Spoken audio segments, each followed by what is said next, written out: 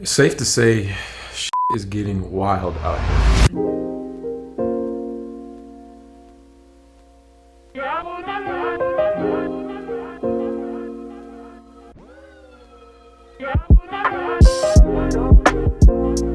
What's going on, Sneak Geeks? It's your boy Sneaker Life back with another video, man. We're still at it, man. Still going with the real or fakes. It's honestly, it truly is safe to say that for a long time, we've gotten to a point where these fakes are getting so good that it's almost indistinguishable between the two. I have two pairs right here. The fake pair has no box. And I gotta talk about this on an episode of Kicking It. I use one of those legit check apps to see if they could spot that these were fake, and they mark them as real. That's fucking crazy, man. I'm honestly personally to a point where, like, for the most part, if I miss out on a sneaker and it's high value, granted, these aren't too crazy, like they didn't skyrocket like we've seen in the past, but the fact that realistically any of us can have fakes in our collection without even knowing. Because who really is the legit check god, honestly? Like, nobody can. These factories know what they're doing now, man. I truly don't believe there's anyone that can just be like,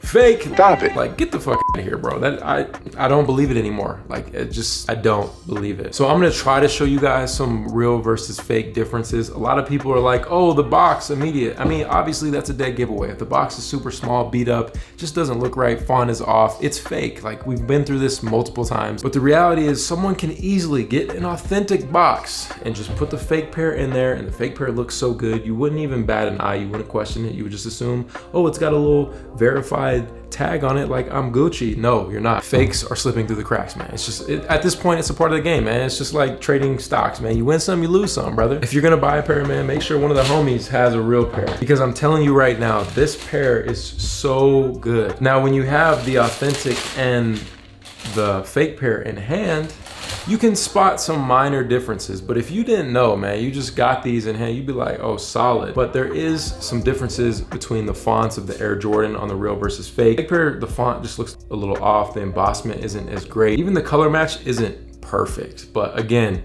you wear these a few times, you're buying like a used pair, I mean, they're gonna fade regardless, so it's just one of those things that you would never know. And another thing is that all these authentic pairs vary so much these days. It's like sometimes fake pairs look better than real pairs, which makes absolutely no sense, but the quality control is just out of hand these days. So one thing I'm noticing with a real versus fake pair is actually the side paneling. It looks like the fake pair has a lot more paint cracking versus the real. Just, it doesn't look necessarily cracked, it just has that detail of being cracked. Versus on the toe box, you do have a lot of that cracking on the authentic pair. Also, another huge dead giveaway. Seems like they get this wrong on a lot of the fakes. You can see the font of the Nike is too close to the top. There should be a nice little gap in there. And this happens with a lot of fakes. So that is one way to definitely tell. As of late, I've never gotten an authentic pair in that hasn't had that gap. So definitely something to look out for. I'll do a side-by-side comparison just so you guys can see the difference between the two. You see on this authentic pair how there's that nice little gap up there between the Nike and the top. Dead giveaway. Now, typically with fakes, there is like this weird paint smell that you can, I would say 99% of the time, if it smells like this weird type of paint, it's probably fake.